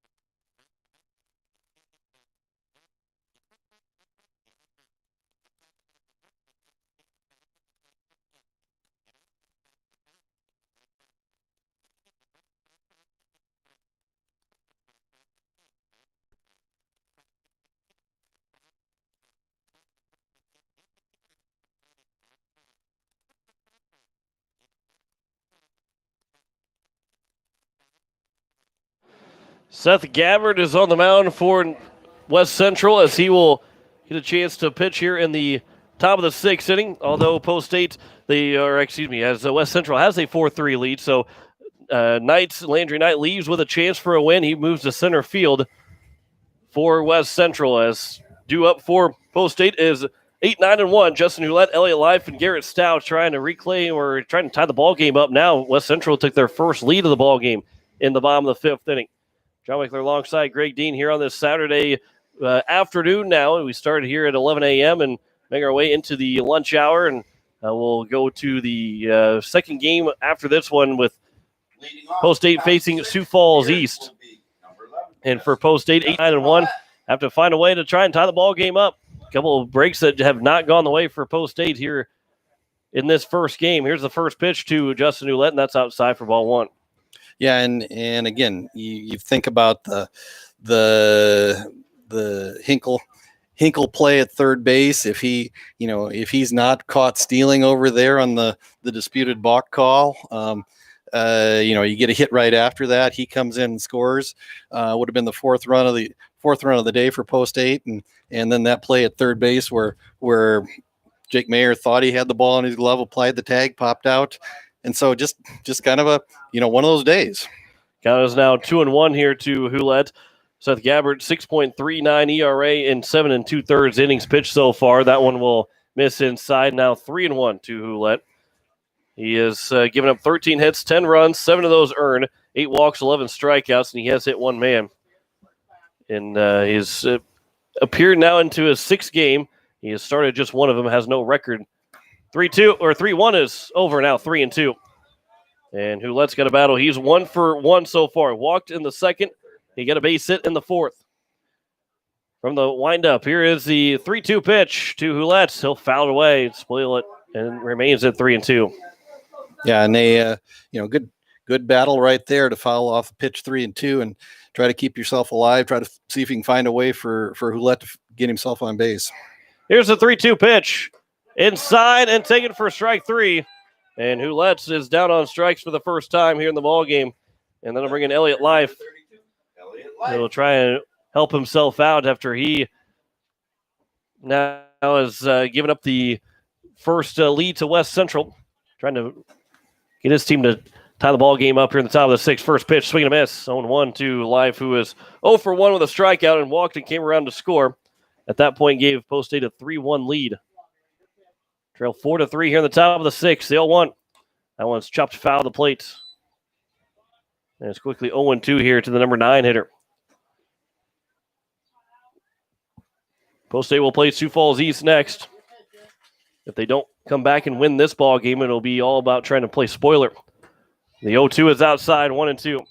And trying to win the game for those all-important right postseason seeding points. That's the number one thing, and the second thing is playing spoiler to Sioux Falls East here in the Runner Classic.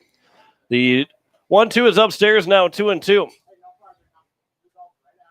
Post State will play Tuesday for sure against Harrisburg and over in Harrisburg. The 2-2 pitch. Life flies it out into shallow center field, and the wind will hold it up for Knight to make the catch, and there's now 2 down. I'm bringing Garrett Stout.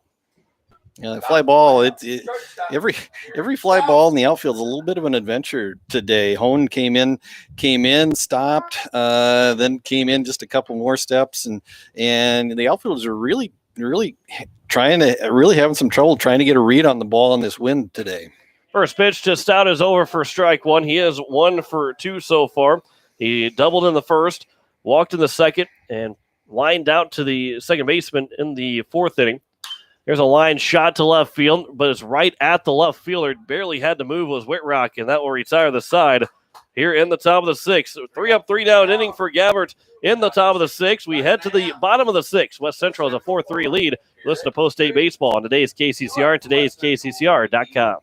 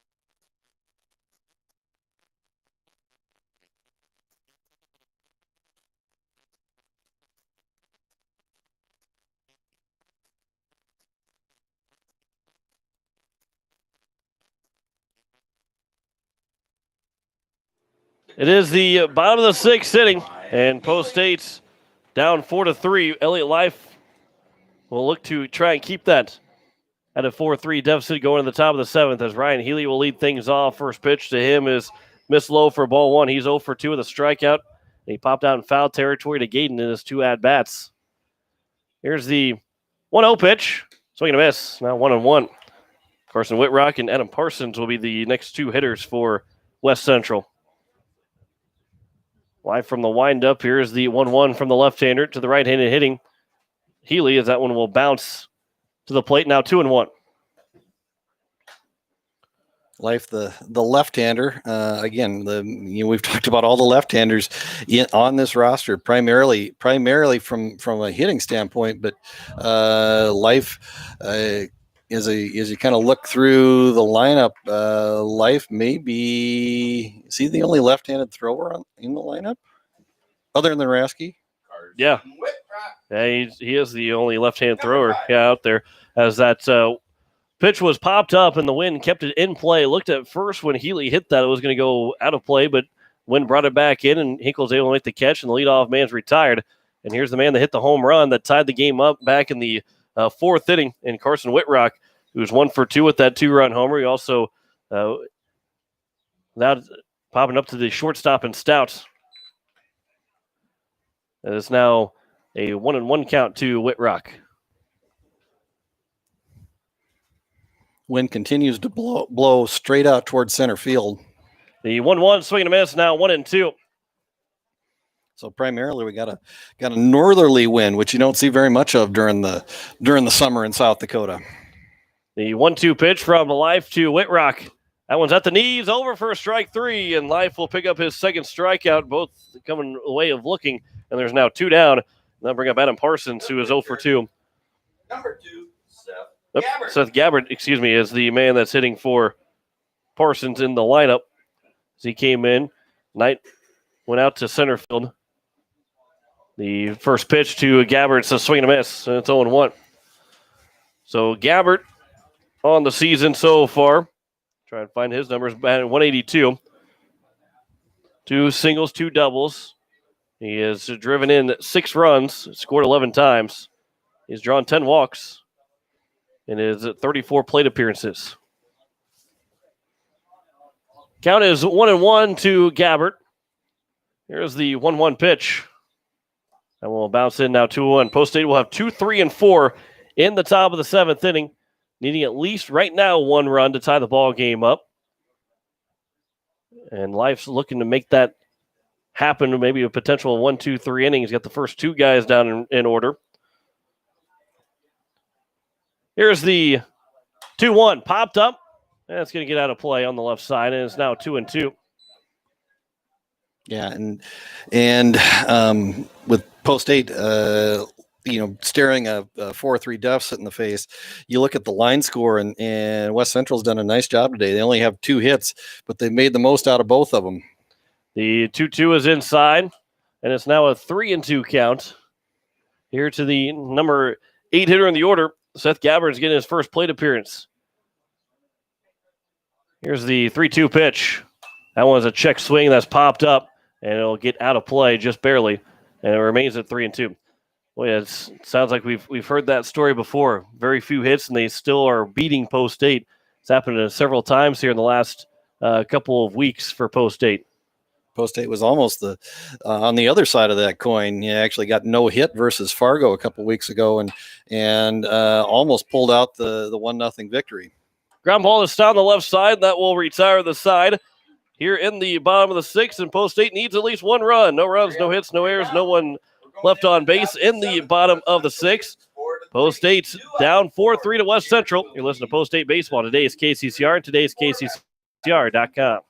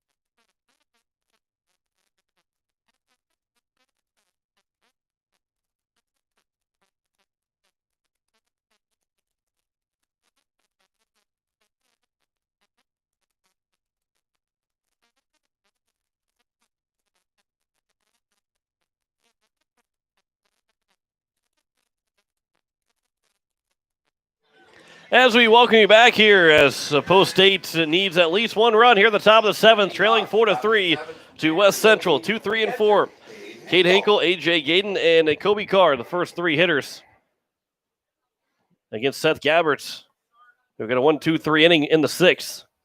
First pitch is over for strike 1. Hinkle, he is 1 for 1, walked twice, and he's doubled 2 runs in his 3 plate appearances so far. Here's the 0-1 pitch. That one will miss, and it's now 1-1. Knight would be in line for the win if this score stays as is. Gabbert would be in line for the save, coming on and pitch the 6th and the 7th inning. Here is the 1-1 pitch. Hinkle swings and misses, and it's now 1-2 to the catcher, looking to get on base for the 4th straight time, all 4 times. Here's the 1-2 from Gabbert to Hinkle. That one's upstairs now, 2-2. Need to find a way to get Cade Hinkle on base and just to get this leadoff batter on, maybe apply a little pressure to West Central here in the top of the 7th, down 4-3. 2-2, outside just barely, now 3-2.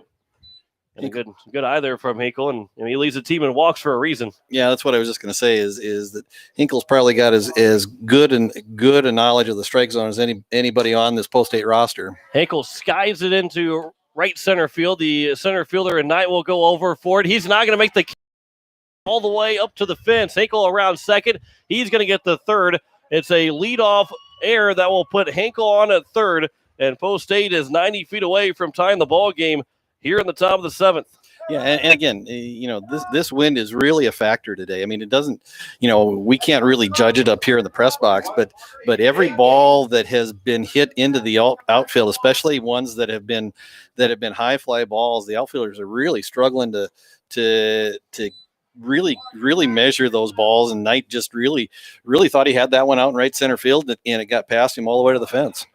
4-3 is the score. As here with the runner on third, A.J. Gayden will take ball 1, now 1-1. The shortstop and Jacobson and Eidecker are both playing back. I'm surprised they're not playing in to try and keep this a 4-3 ball game here in the top of the 7th with nobody outs. Here's the 1-1 pitch.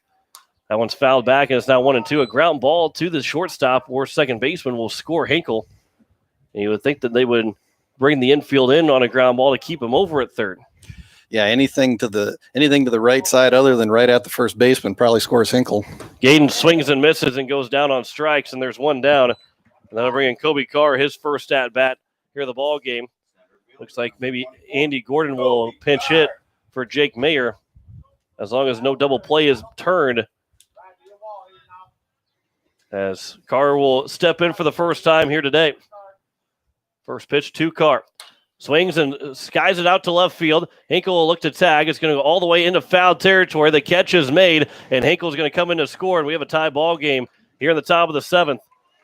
Yeah, and a well-struck fly ball, actually foul, but hit almost 300 feet, and the left fielder Whitrock had to go almost all the way to the foul, almost all the way to the foul pole to retrieve that ball. And it's one of those deals as a left fielder. Do you let the ball drop, knowing that you probably are not going to have a play at the plate on the sac fly, and so he recorded the second out of the inning for West Central. But like you said, run scored, and we got a tie ball game. Andy Gordon will take high for ball one. He's the pinch hitter here for Jake Mayer.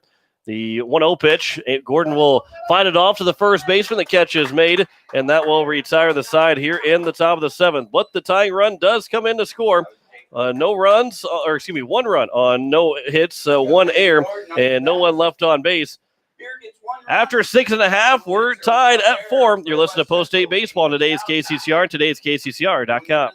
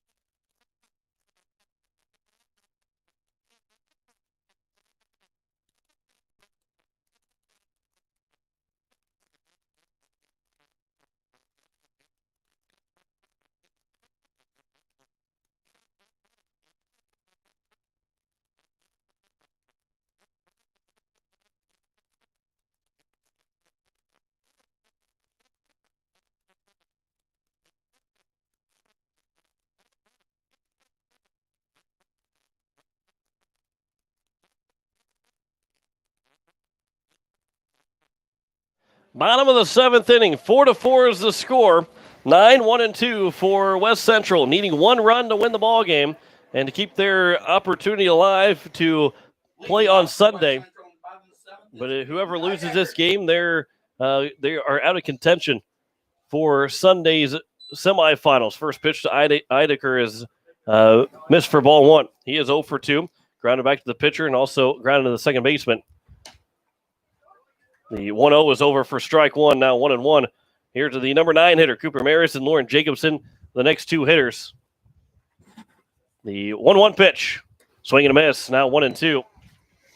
And again, like we talked about in the top of the seventh, leadoff batter in the seventh inning in a tight ball game is really important. If you can retire him as a defense, you set yourself up and put yourself in a lot better position to get through the inning. 1-2 is missed outside in the dirt, now 2-2. And Post State, again, looking to stay alive here in the tournament. They'll play against Sioux Falls East no matter what in the next game. 2-2 is upstairs, now 3-2. But if they lose this game here on a walk-off hit or just a walk-off by West Central, they will not be able to play on Sunday. Here's the 3-2 now. Popped up, foul and out of play on the left side, and we'll do it again at 3-2. Yeah, you really want to avoid any kind of way to allow the leadoff batter on, but a leadoff walk, leadoff walks just come back to kill you more times than not. 3-2 pitch. There is a leadoff walk to Eidecker. And the top of the order is up with the winning run on at first base. We'll see how West Central plays this with leadoff batter on, with the leadoff batter in the inning on base and the leadoff batter in the lineup coming to the plate in Maris. We'll see how they play this, whether it's bunt him over or let him swing away. Pickoff attempts back in safely at first is Eidecker. Maris, he is 0 for 1 so far. He walked and was hit by a pitch, and he grounded out to the shortstop and stop. He came around to score both times he's reached base. First pitch, he's not showing bunt, and the pitch is outside for ball 1. And for Maris, unless he grounds into a fielder's choice, he will not be able to score unless it's a home run. There's a pickoff attempt, and back in safely is Eideker. Yeah, and with the left-hander Life on the mound, he's able to hold the runner maybe a little closer than what you would ordinarily for a right-handed batter. Showing bunt, pulling it back is Maris. It is now 2-0.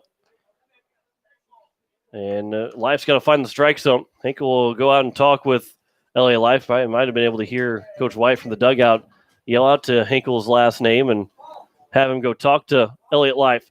Looks like Matt Lusk might hit for post 8 if they get to the top of the 8th inning.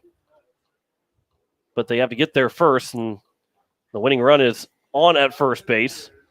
Maris showed bunt that last pitch. We'll see if that is still on here with a 2-0 count. Yeah, it looks like both Matt Lusk and River Iverson have bats in their hands, maybe trying to loosen up a little bit as possible options in the top of the 8th if we're able to get that far. Life will come. Here's a 2-0 pitch. That one's outside now, 3-0. And LA Life has got to find the strike zone here. Don't want to walk the first two guys and put the winning run in scoring position without having to put the ball in play. Here's a 3-0 pitch. That one's over for a strike 1. And we'll see if Life will work from there. As Elliott Life comes sets. Here's the 3-1 pitch.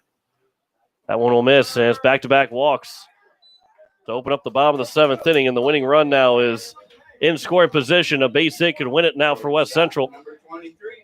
Coach Brian White will make his way out to the mound, and we'll see.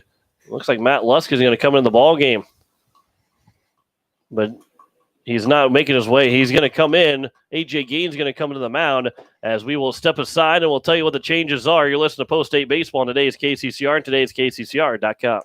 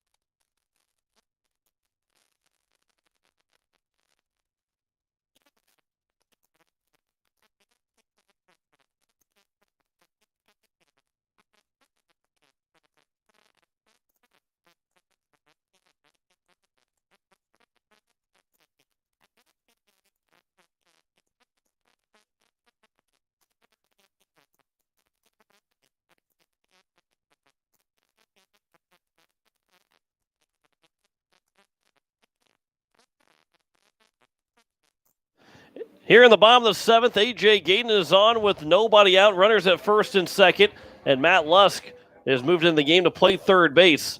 And you would think that, not necessarily here with the number 2 hitter in Jacobson, but you might think that a sacrifice bunt is in order to try and move at least that runner at second over to third base. But if you're post 8, well, you might even think about trying to throw over to third and on that bunt attempt if there's a chance. Lusk is starting to come in. He's got to make sure he's got to stay back because that runner at second and Eideker got to take that left side of the infield, and Andy Gordon's got to charge. Count is 0-1. Pickoff attempt and back in safely. Diving in is Eideker. For A.J. Gaden, the 5th appearance on the year, 1 start, other 4 appearances, all in relief, 7 1/3 innings. He's got 1 win on the year, no losses, no saves. As that 0-1 is upstairs now, 1-1. 7 walks, 5 strikeouts to go with a 1.91 ERA and a 1.36 WHIP. So Gaden he has to work out this inning, try and find a way to give the Eights a chance to hit in the top of the 8th inning, send it into extras. The 1-1 pitch popped foul and out of play. That's now 1-2. A ground ball to Matt Lusk would be perfect for him to step on the bag at third and throw it to first. But we've seen post 8, things haven't gone, the ball hasn't bounced their way. And that one will hurt as well as the 1-2 pitch is going to hit now Jacobson, and the winning run is at third base with nobody out. And here is the center fielder, Landry Knight. He's not going to pick up the win the ball game, whether West Central wins or not, but he could win the ball game, driving in the winning run. Infield is in, outfield is in. Everything has to come home. Any ground ball has to come home. Any fly ball to the outfield has to come home as the runner on third will tag and try to score. First pitch is swing and a miss by Knights, and it's 0-1. Here you have for Post State. They're going to leave that runner on at third. The 0-1 pitch outside 1-1. And the story of this ball game has been the walks for Post State. First run came in to score on a walk. 2 walks and a hit by pitch in this inning. Has loaded the bases up with nobody out. Now it's 1-2. And 2 walks in an inning and an error in the 5th inning allowed a run to score. In this 4-4 tie, here's the 1-2 pitch. Instead, time is called by the batter, Landry Knight. And just a day when the breaks have not gone Post State's way so far. Let's see if they can get one here, maybe get a comebacker and work a double play here with 1-2. 1-2 pitch, swing and a miss by Knight, and there's a big strikeout there by Gaydon. And there's one down, and that'll bring in Noah Hone. As Hone now has an opportunity to win the ball game for West Central. And kind of an interesting defensive alignment here with one out. You thought maybe that Post State might play the middle infield back, but they're still in on the infield. First pitch is a swing and a miss by Hone, and it's 0-1. He got the first RBI on a walk and was now 0 for 2. Fly out to right field and a strikeout looking. Here's the 0-1 pitch. Here's a ground ball. That's foul, and it's now 0-2. And A.J. Gaydon looking for a second big strikeout here. With the bases loaded and one out here in the bottom of the 7th. The winning run is on at third. A.J. Gaydon will come set from the stretch. Here's the 0-2 pitch. Upstairs, 1-2. Not a bad spot there from Gaydon. And maybe a little bit lower and had a chance to see if Hone would chase it. Yeah, the runner on third is the only one that means anything right now. Runners on first and second mean nothing as far as this final score may go. There's a pitch that's in the dirt, and it's now 2-2 to the center fielder. We'll start out the center fielder, but no Hone. He was looking for his second RBI, which would win the ball game for West Central. Game from the stretch. Here's the 2-2 pitch. Upstairs, and it's now 3-2, and Gaydon has to throw a strike. Otherwise, this ball game will end. 3-2 is the count. Bases loaded, one down here in the bottom of the 7th. Here's the 3-2 pitch. Upstairs, and it's a walk, and West Central wins the ball game on a walk-off walk. And Post State will go 0-2 so far here in the tournament as West Central wins it. Now it's a 1-1 record for West Central, and Post State now will play Sioux Falls East. Coming up in just a little bit in their third and final game of the tournament here at Humboldt. Back in 3 minutes to wrap this one up. You're listening to Post State Baseball on today's KCCR and today's KCCR.com.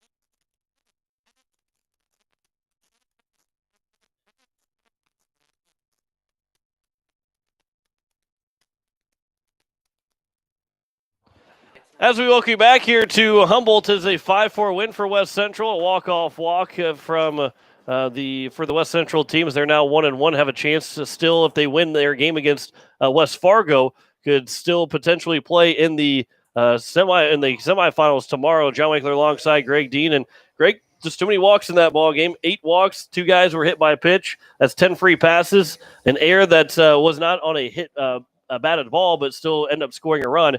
But those 8 walks and 2 hit batters is not going to win you a whole lot of ball games. Yeah, and it's unfortunate. I mean, we talked about the fact that Post 8 just didn't get the breaks today, and sometimes that's the way baseball goes.